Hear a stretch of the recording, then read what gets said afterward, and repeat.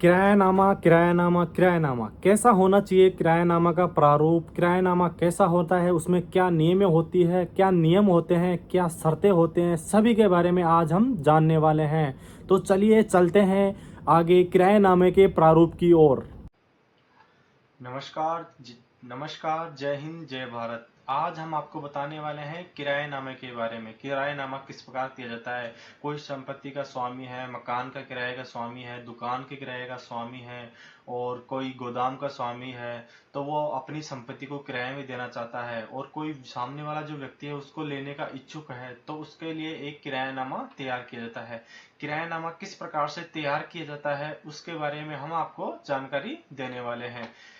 किरायानामा के लिए सबसे पहले किरायानामा दिनांक 18 माह है, यानी कि 18 जून जो भी होती है तारीख होती है, आज की जो दिनांक आएगी वो आएगी तारीख इसमें, यानी कि यह किरायानामा दिनांक 18 जून, यानी कि महीना आएगा इसमें जून, सन यानी कि सन आएगी 2024, यानी कि किसी को आज की तारीख में, आज तारीख है 18 जून 2024, तो आज की तारीख इसमें आएगी, यानी कि यह किरायानामा दिनांक 18 जून 2024 को श्री दीपक आत्मज का अर्थ होता है पुत्र गणेश का आयु 26 वर्ष, निवासी जयपुर का है, जिसे मकान का मालिक कहा गया है।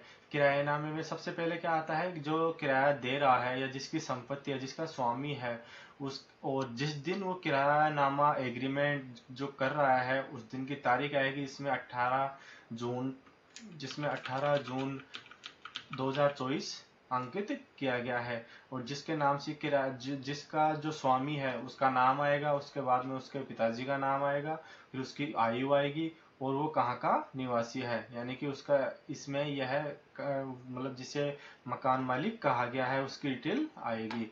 एवं जो इस विलेख का प्रथम पक्षकार है, यानी कि इस किरायानामा का प्रथम पक्षकार कौन है, जिस संपत्ति का वो स्वामी है और जिस संपत्ति को वो किराए में देना चाहता है।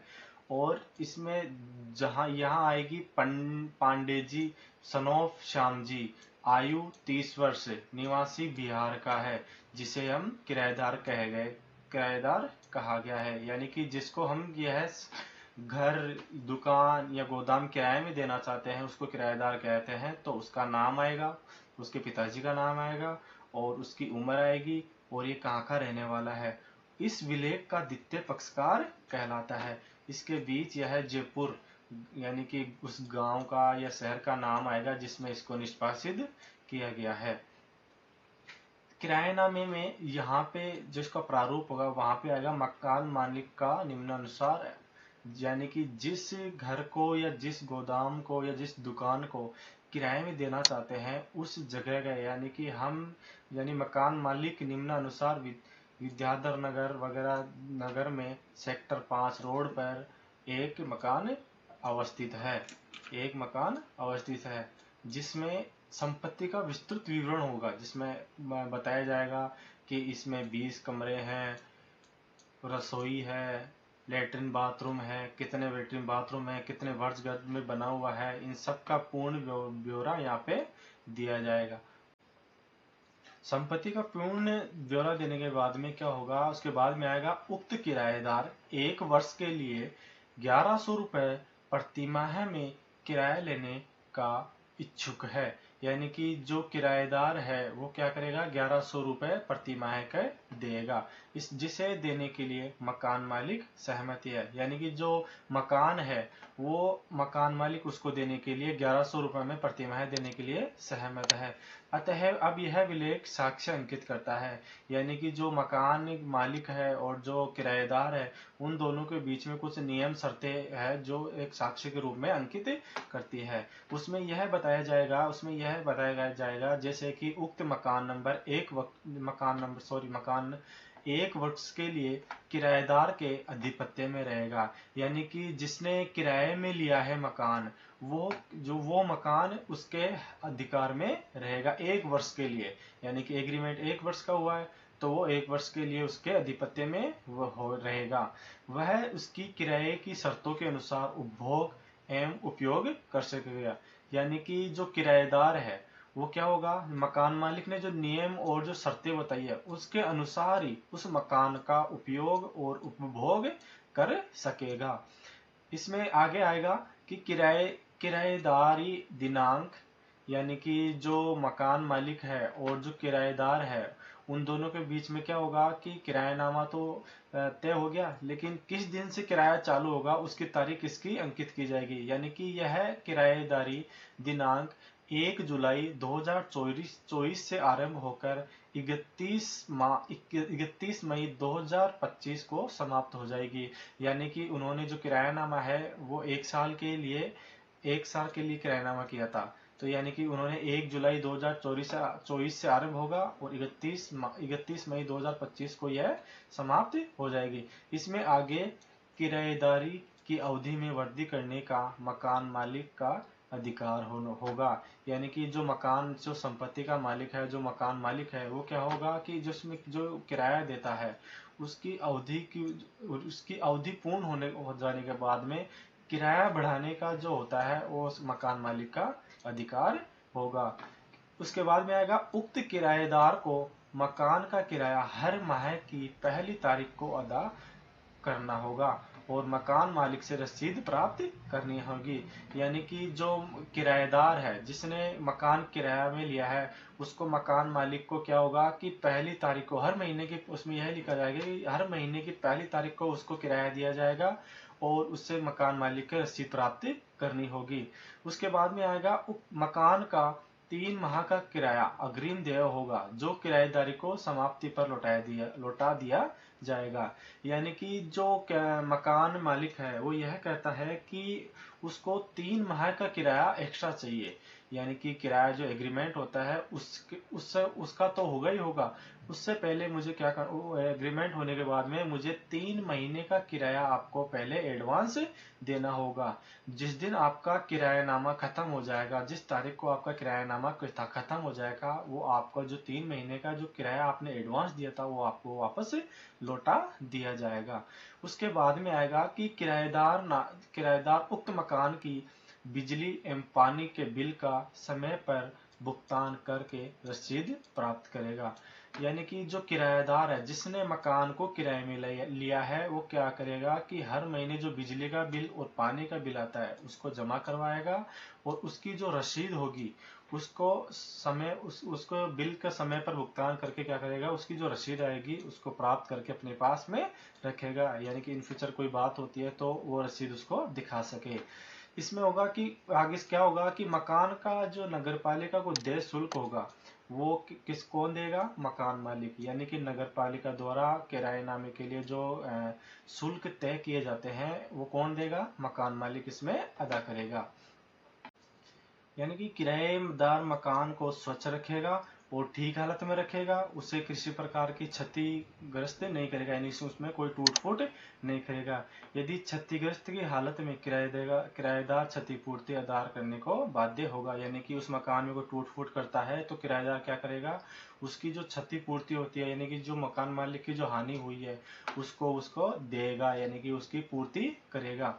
मकान मालिक की बिना किसी इजाजत के, यानी कि मकान मालिक की बिना किसी स्वीकृति के किराएदार उसमें किसी प्रकार की मरम्मत या निर्माण कार्य नहीं कराएगा। यानी कि इसमें यह शर्त रखी गई है कि मकान मालिक होगा उसकी स्वीकृति बिना, यानी कि उसकी मर्जी के बिना या उसकी स्वेच्छा के बिना या उससे बिना आज्ञा के उसमें किसी प्रकार की मरम्मत नहीं कराएगा या उसमें कोई चेंजेस नहीं करेगा या उसमें कोई निर्माण नहीं कराएगा। मकान मालिक की पूर्व स्वीकृति से ही किराएदार 2 माह के किराए की रकम को उसमें मरम्मत आदि में व्यय कर सकेगा। यदि उसमें कुछ ऐसा ऊपर नीचे होता है, कोई टूट फूट होती है, तो उसमें क्या करेगा, मकान मालिक की उसकी स्वीकृति लेगा कि इसमें यह है आपको करवाना होगा, तो उसके जो किराएदार होता है जो उसमें 2 महीने का किराया देगा तो उसके किराए की रकम को उसकी मरम्मत आदि में व्यय कर सकेगा। कि इसमें आगे है कि किराएदार मकान को सिर्फ निवास के उपयोग में लाएगा, उसमें किसी प्रकार का व्यापार एवं व्यवसाय नहीं करेगा। इसमें यह बताया गया है कि जो मकान उसने दिया है वो उसको रहने के लिए दिया है, ना कि उसको व्यापार करने के लिए, ना ही उसको व्यवसाय करने के लिए। तो वो सिर्फ एक रहने के लिए और निवास करने के लिए ही उसको उपयोग में ले सकेगा, और अदर काम में नहीं लेगा। इसमें आगे है कि किराएदार उसमें किसी भी प्रकार का अनैतिक कार्य का व्यापार नहीं करेगा। यानी कि इसमें बताया गया है कि जो किराएदार होता है, जिसने मकान किराए में लिया है, और जो जिसका मकान है, और उसमें यह तय किया गया है कि इसमें सिर्फ उस मकान को आप निवास के लिए ही यूज में करोगे, उपभोग में लोगे, अनैतिक कार्य को या अनैतिक कार्य का व्यापार नहीं करेगा, उसमें किसी प्रकार के गैर या अनैतिक कार्य नहीं करेगा। और इसमें आगे है कि मकान मालिक को किसी भी दिन, यानी कि इसमें यह शर्त अंकित की जाएगी कि मकान जो मालिक है, जिसने उसको किराए में दिया है, उसका जो मालिक है, उसका जो संपत्ति, उस मकान का जो मालिक है, वो क्या करेगा, किसी भी दिन के समय शांतिपूर्वक मकान की देख रेख के लिए उसमें प्रवेश करने का अधिकार होगा। यानी कि वो देखेगा कि इसमें कुछ गलत तो नहीं हो रहा है, तो वो क्या करेगा, इसमें लिखा जाएगा कि जो मकान का मालिक है वो किसी भी दिन, लेकिन दिन की समय शांतिपूर्वक मकान की देख रेख के लिए उसमें प्रवेश करने का अधिकार होगा।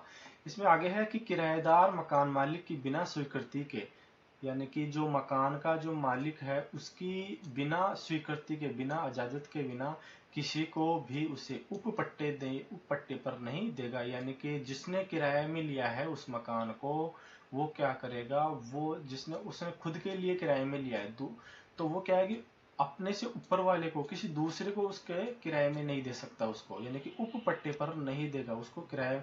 यानी कि वो खुद तो किराएदार है ही, तो वो सामने वाले को, यानी कि जो कोई यदि कोई बंदा आ जाता है उसके बाद कि मेरे को किराए में दे दो, तो उसको बिना बताए तो उसको वह किराए में नहीं देगा। ऐसी इसमें शर्त अंकित की जाएगी। इसमें आगे बताया गया है कि आगे लिखा जाएगा कि किराएदार विलेख में उल्लेखित सारी शर्तों का पालन करेगा।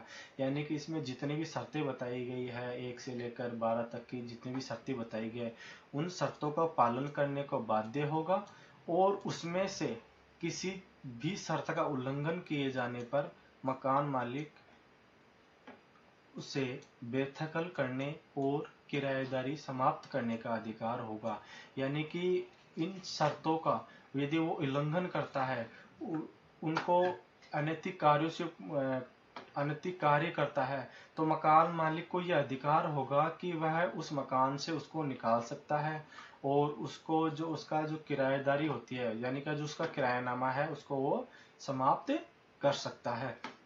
उपयुक्त के साक्ष्य स्वरूप हम दोनों के, इसमें बाद में लिखा जाएगा कि उपयुक्त के साक्ष्य स्वरूप हम दोनों पक्षकारों ने निम्नलिखित साक्ष्यों के समक्ष उपयुक्त स्थान एवं दिनांक पर अपने हस्ताक्षर अंकित किए गए हैं।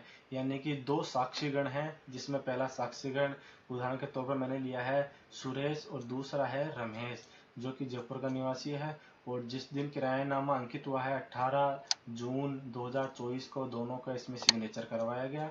और उसके बाद में लिखा, सिग्नेचर कराने के बाद में उसमें यह होगा कि इसमें आखिरी में होगा हस्ताक्षर। हस्ताक्षर सबसे पहले होगा मकान मालिक का, जिसमें मकान मालिक कौन था, दीपक। उसके बाद में हस्ताक्षर होगा पांडे जी का, जिसमें कौन था, यह एक किराएदार है। तो अपन ने इस प्रकार से एक किरायानामा तैयार करेंगे, और किरायानामे का जो प्रारूप होता है वो इस प्रकार का होता है। इसको अपन साफ कर देते हैं, थोड़ा क्लियर दिखा देते हैं। ये देखो, इस प्रकार से किरायानामा तैयार किया जाएगा। धीरे धीरे एक बार मैं इसको रिवीजन करवा देता हूँ कि किरायानामा जो होगा वो इस प्रकार से होगा। एक किरायानामा इस प्रकार से तैयार किया जाएगा, उसमें जो किरायानामे की जो तारीख होगी वो तारीख होगी। उसके बाद में जो मकान का मालिक है, जो संपत्ति का मालिक है, उसका नाम आएगा, उसके पिताजी का नाम आएगा, उसकी उम्र आएगी, वो कहाँ का रहने, और जो मकान का मालिक है वो कहाँ का रहने वाला है, उसका नाम आएगा। जो इसको प्रथम पक्षकार कहा गया है, जो उसके बाद में आएगा, जो किराए में मकान ले रहा है उसका नाम आएगा, उसके बाद में उसके पिताजी का नाम आएगा, उम्र आएगी, उसके बाद में वो कहाँ उसे निष्पादित किया गया वहाँ आएगा, और उसके बाद में आएगा कि जो मकान जो किराए में दे रहा है मकान मालिक, उस कौन सी जगह है, कहाँ पे है, उसकी पूरी डिटेल होगी इसमें। उसमें कितने कमरे हैं, रसोई कितनी है, कितने वर्ग क्षेत्र का उसको किराया उस जगह को जो जगह है वो कितने क्षेत्र में है, उसमें कितने बाथरूम है, संपत्ति का संपूर्ण ब्यौरा दिया जाएगा। उस बाद में कि जो मकान मालिक है और जो किराएदार है उनमें आपसी सहमति से होगा कि इतने रुपए में हमने ये किराया लेने की इच्छा रखी है, तो मकान मालिक भी कहेगा कि हम मुझे भी इतने रुपए में किराया चाहिए, तो दोनों में सहमति हो जाएगी। उसके बाद में कुछ शर्तें होंगी जो अंकित की जाएगी कि यह किराया 1 वर्ष के लिए रहेगा, उसमें और यह इतनी तारीख से आरंभ होगा, इतनी तारीख को खत्म हो जाएगा। किराया आपको हर महीने की पहली तारीख को देना होगा, और यह किराया जो 3 महीने यानी कि मकान मालिक को 3 महीने का किराया पहले एडवांस दिया जाएगा, और यानी कि जो 3 महीने का जो एक एडवांस दिया गया है वो किरायानामा समाप्त होने पर उसको वापस लौटा दिया जाएगा। और जो बिजली का बिल होगा, पानी का बिल होगा, वो किराएदार को भरना होगा, उसकी रसीदें प्राप्त करनी होगी।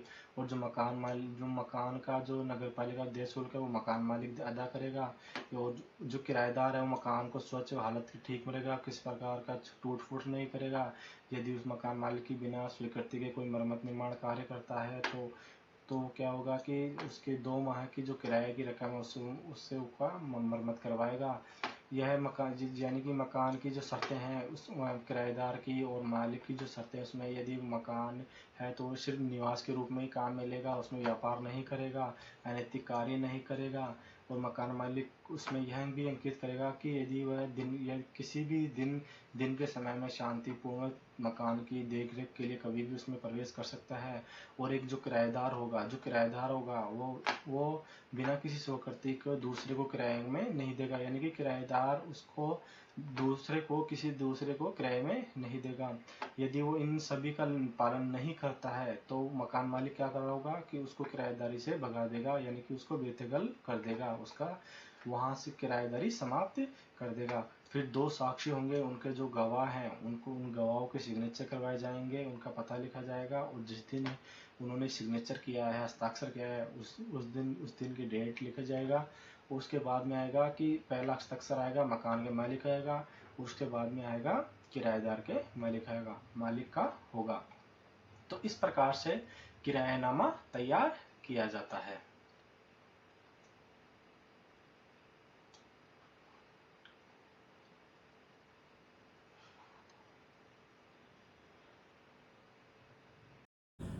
तो आपने समझ ही लिया होगा कि किराएनामे का जो प्रारूप होता है वो किस प्रकार का होना चाहिए, उस पर किस प्रकार की नियमें और शर्तें होनी चाहिए। इसके बारे में आज आपको संपूर्ण जानकारी मिल गई होगी। आई होप, मुझे उम्मीद है कि आपको यह वीडियो पसंद आया होगा और आपके लिए यह बहुत ही काम आने वाला वीडियो है, तो इसको सेव करके रख लीजिए।